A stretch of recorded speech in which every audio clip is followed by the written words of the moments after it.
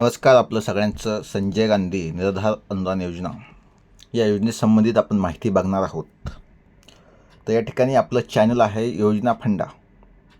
सगळ्या योजना या चॅनलमध्ये आपल्याला बघायला भेटतात. कोणतेही शेतकऱ्यासंबंधित असेल, विद्यार्थी संबंधित असेल किंवा महिलांसंबंधित जे काही लाडकी बहीण आहे, या सगळ्या योजना आपल्या चॅनलवर आपण व्हिडिओ अपलोड करत असतो. बघा, हा व्हिडिओ शेवटपर्यंत बघा. संजय गांधी निराधार अनुदान योजना विभाग कोणता आहे? सामाजिक न्याय विभाग आहे. एकदम थोडक्यात माहिती आणि महत्त्वाची माहिती आपल्याला बघायची. या योजनेचा उद्देश काय आहे? समाजातील दुर्बल घटकांना आर्थिक सहाय्य भेटलं पाहिजे, हा महत्त्वाचा उद्देश आहे. बघा, लाभार्थी कोणकोणते आहेत? विधवा आहेत, दिव्यांग, दुर्धर, आजारग्रस्त, अनाथ, परित्यक्ता, देवदासी, अत्याचारित महिला, वेश्या, व्यवसायातून मुक्त महिला, तुरुंगातून शिक्षा भोगत असलेल्या कुटुंब प्रमुखाच्या पत्नीस, 35 वर्षावरील अविवाहित निराधार स्त्री आणि इत्यादी दुर्बल निराधार घटक. अशा प्रकारे, कारण याच्यामध्ये संजय गांधी निराधार योजना आपण ऐकतो, पण याच्यामध्ये किती जणांना लाभार्थी आहे? कारण फक्त एक ठराविक व्यक्ती नाही, तर अनेक घटक या ठिकाणी लाभार्थी म्हणून गणले जातात. बघा, यासाठी डॉक्युमेंट काय महत्त्वाचे आहेत ते बघून घ्या. तर विवाहित असेल तर विवाहित नमुन्यातील अर्ज, जे काही नमुना आहे, आपण ज्यासाठी अर्ज करतो आहे तो नमुना महत्त्वाचा आहे. त्यासाठी वयाचा दाखला किमान 18 ते 65 वर्ष आणि 18पेक्षा कमी वयाचं व्यक्तिमत्व असेल त्याला लाभ घ्यायचा आहे, तर पालकामार्फत लाभ घेता येईल, हे लक्षात घ्या. किमान 15 वर्षापासून महाराष्ट्र राज्याचा रहिवासी असणं आवश्यक आहे. विधवा महिला असेल तर अर्जदाराकरिता पतीचा मृत्यू दाखला महत्त्वाचा असेल असं त्यांनी स्पष्टपणे सांगितलं आहे आणि हे आवश्यकच आहे.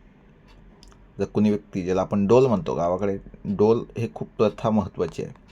एक योजना आहे ज्यामध्ये पती हा मृत असेल तर महिलेला, विधवा महिलेला जे काही 1000-2000 रुपये भेटतात गव्हर्नमेंटकडून, त्या ठिकाणी डोल आपण म्हणतो, जी चालू झालं आहे. मग त्या ठिकाणी काय आहे? पतीचा मृत्यूचा दाखला महत्त्वाचा आहे. दिव्यांग, म्हणजे दिव्यांग असेल तर जिल्हा चिकित्सालय दिव्यांगाचा दाखला आवश्यक आहे. किमान 40% दिव्यांग असणंसुद्धा आवश्यक आहे.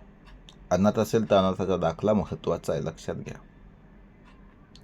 दुर्धर आजार असेल, काहीतरी आजार असेल तर त्या ठिकाणी त्याचं प्रमाणपत्र महत्त्वाचं आहे आणि उत्पन्नाचा दाखला ह्या सगळ्यांसाठी महत्त्वाचा आहे. बघा, दिव्यांग कमाल वार्षिक उत्पन्न मर्यादा ही 50,000 आहे. बघा, दिव्यांगांसाठी.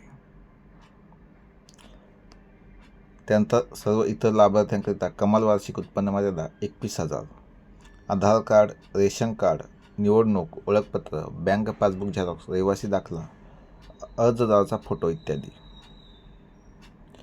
अर्ज मंजूर झाल्यास दरमहा 1500 रुपये लाभ आहे. बघा, 1500 रुपये काय होतो? या योजनेमार्फत लाभ भेटतो. बघा, अर्ज कुठे करावा? तर या ठिकाणी तहसील कार्यालय सेतूमध्ये जाऊन तुम्ही अर्ज करू शकता. ही लिंक आहे आपलेसरकार.महाराष्ट्र.online.government.in. या ठिकाणी जर तुम्ही गेले तर या ठिकाणी सर्टिफिकेट अपलोड करता येतात.